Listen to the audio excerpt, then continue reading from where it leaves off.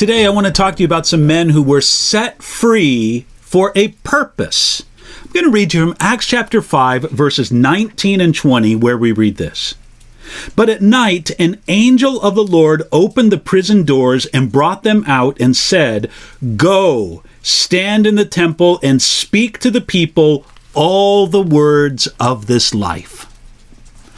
God was working in a powerful way through the apostles, and the religious leaders in Jerusalem did not like that. Acts chapter 5, verses 17 and 18 says that the high priest arrested the apostles and put them all in prison. They did not stay in prison for very long. We read that an angel of the Lord opened the prison doors.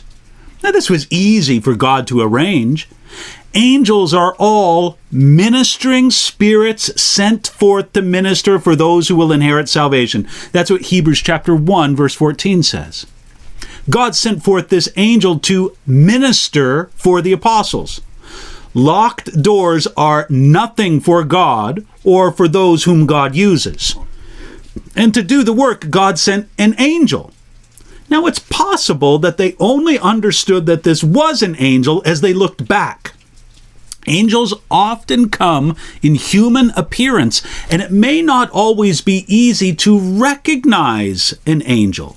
This was true in Luke chapter 24, and it also indicates this in Hebrews chapter 13, verse 2.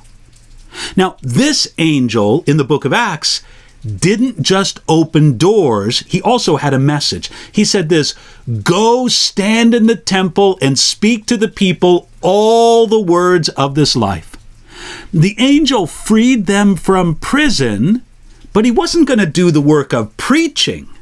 That was up to the apostles, and it's also up to us. You see, their rescue from prison was wonderful, but it was for a purpose, so that they could continue their work. God didn't set them free primarily for their own safety or comfort.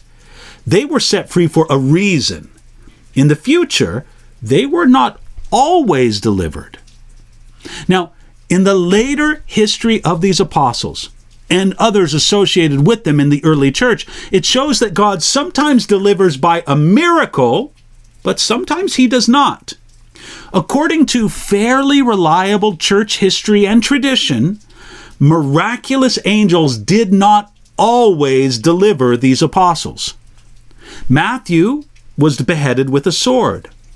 Mark died in Alexandria after being dragged through the streets of the city. Luke was hanged on an olive tree in Greece. John died a natural death, but they unsuccessfully tried to boil him in oil.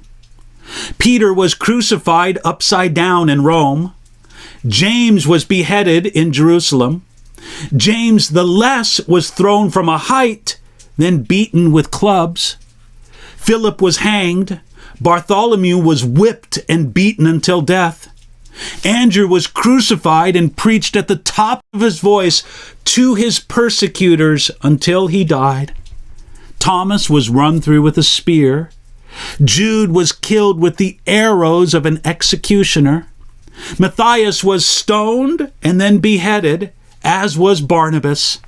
And Paul was beheaded in Rome. Now, all this reminds us that we should trust God for miraculous things and wish to see them more and more. But we do this knowing that God also has a purpose when he does not deliver with a miraculous hand. We also see that we, like the apostles, are set free for a purpose, not merely to live for ourselves. So let's live for the one who set us free, and we can live for him today.